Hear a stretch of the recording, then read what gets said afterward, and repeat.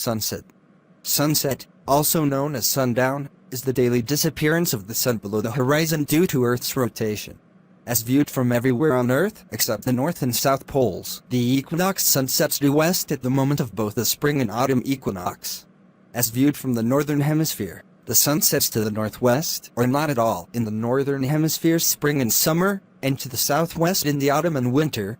These seasons are reversed for the southern hemisphere. The time of sunset is defined in astronomy as the moment when the upper limb of the sun disappears below the horizon.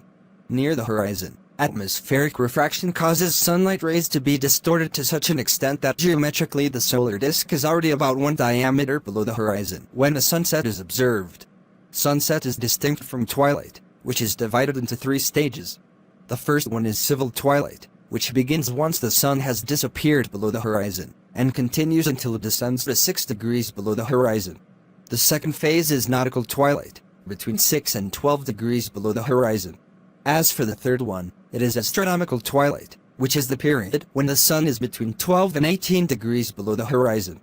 Dusk is at the very end of astronomical twilight, and is the darkest moment of twilight just before night. Finally, night occurs when the sun reaches 18 degrees below the horizon and no longer illuminates the sky. Locations further north than the Arctic Circle and further south than the Antarctic Circle experience no full sunset or sunrise on at least one day of the year, when the polar day or the polar night persists continuously for 24 hours. The time of sunset varies throughout the year, and is determined by the viewer's position on Earth, specified by latitude and longitude, altitude, and time zone. Small daily changes and noticeable semi-annual changes in the timing of sunsets are driven by the axial tilt of Earth, daily rotation of the Earth, the planet's movement in its annual elliptical orbit around the Sun, and the Earth and Moon's paired revolutions around each other.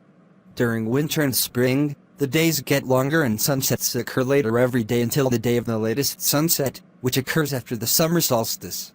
In the northern hemisphere, the latest sunset occurs late in June or in early July, but not on the summer solstice of June 21st. This date depends on the viewer's latitude, connected with the Earth's slower movement around the aphelion around July 4th. Likewise, the earliest sunset does not occur on the winter solstice, but rather about 2 weeks earlier, again depending on the viewer's latitude.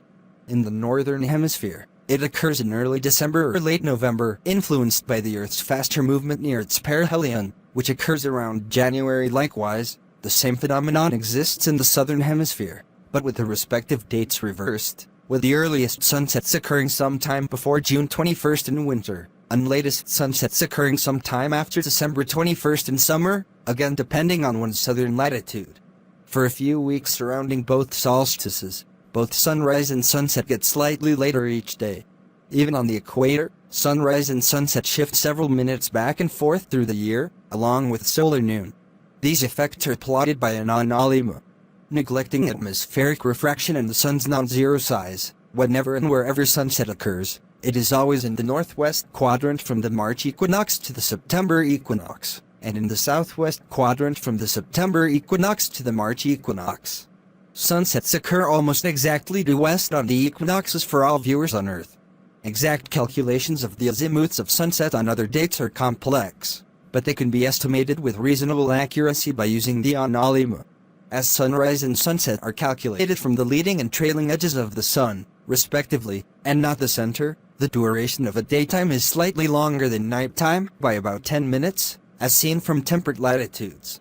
Further, because the light from the sun is refracted as it passes through the Earth's atmosphere, the sun is still visible after it is geometrically below the horizon. Refraction also affects the apparent shape of the sun when it is very close to the horizon. It makes things appear higher in the sky than they really are. Light from the bottom edge of the sun's disk is refracted more than light from the top, since refraction increases as the angle of elevation decreases. This raises the apparent position of the bottom edge more than the top, reducing the apparent height of the solar disk. Its width is unaltered, so the disk appears wider than it is high. In reality, the sun is almost exactly spherical.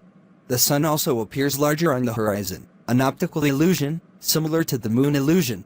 Locations north of the Arctic Circle and south of the Antarctic Circle experience no sunset or sunrise at least one day of the year, when the polar day or the polar night persists continuously for 24 hours. Location on the horizon. The figure on the right is calculated using the solar geometry routine in Ref. As follows: for a given latitude and a given date, calculate the declination of the sun using longitude and solar noon time as inputs to the routine. 2. Calculate the sunset hour angle using the sunset equation. 3.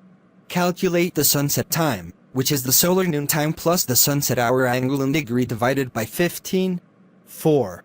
Use the sunset time as input to the solar geometry routine to get the solar azimuth angle at sunset. Hemispheric symmetry. An interesting feature in the figure on the right is apparent hemispheric symmetry in regions where daily sunrise and sunset actually occur. This symmetry becomes clear if the hemispheric relation in sunrise equation is applied to the x and y components of the solar vector presented in Ref. Colors. As a ray of white sunlight travels through the atmosphere to an observer, some of the colors are scattered out of the beam by air molecules and airborne particles, changing the final color of the beam the viewer sees. Because the shorter wavelength components, such as blue and green, scatter more strongly, these colors are preferentially removed from the beam. At sunrise and sunset, when the path through the atmosphere is longer, the blue and green components are removed almost completely, leaving the longer wavelength orange and red hues we see at those times. The remaining red sunlight can then be scattered by cloud droplets and other relatively large particles to light up the horizon red and orange. The removal of the shorter wavelengths of light is due to Rayleigh scattering by air molecules and particles much smaller than the wavelength of visible light, less than 50 nm in diameter.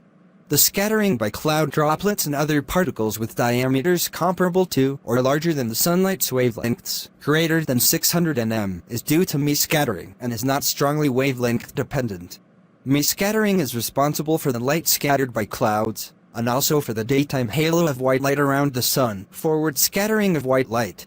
Sunset colors are typically more brilliant than sunrise colors, because the evening air contains more particles than morning air. Sometimes just before sunrise or after sunset a green flash can be seen. Ash from volcanic eruptions, trapped within the troposphere, tends to mute sunset and sunrise colors, while volcanic ejecta that is instead lofted into the stratosphere as thin clouds of tiny sulfuric acid droplets can yield beautiful post-sunset colors called afterglows and pre-sunrise glows. A number of eruptions, including those of Mount Pinatubo in 1991 and Krakatoa in 1883, have produced sufficiently high stratus clouds containing sulfuric acid to yield remarkable sunset afterglows and pre-sunrise glows around the world. The high-altitude clouds serve to reflect strongly reddened sunlight still striking the stratosphere after sunset, down to the surface. Some of the most varied colors at sunset can be found in the opposite or eastern sky after the sun has set during twilight. Depending on weather conditions and the types of clouds present, these colors have a wide spectrum and can produce unusual results.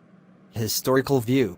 The 16th century astronomer Nicolaus Copernicus was the first to present to the world a detailed and eventually widely accepted mathematical model supporting the premise that the Earth is moving and the Sun actually stays still, despite the impression from our point of view of a moving Sun. Planets. Sunsets on other planets appear different because of differences in the distance of the planet from the Sun and non-existent or differing atmospheric compositions. Mars. On Mars, the setting sun appears about 2/3 the size as it appears from Earth, due to the greater distance between Mars and the Sun. The colors are typically hues of blue, but some Martian sunsets last significantly longer and appear far redder than is typical on Earth. The colors of the Martian sunset differ from those on Earth. Mars has a thin atmosphere, lacking oxygen and nitrogen, so the light scattering is not dominated by a Rayleigh scattering process. Instead, the air is full of red dust, blown into the atmosphere by high winds, so its sky color is mainly determined by a Mie scattering process, resulting in more blue hues than an Earth sunset.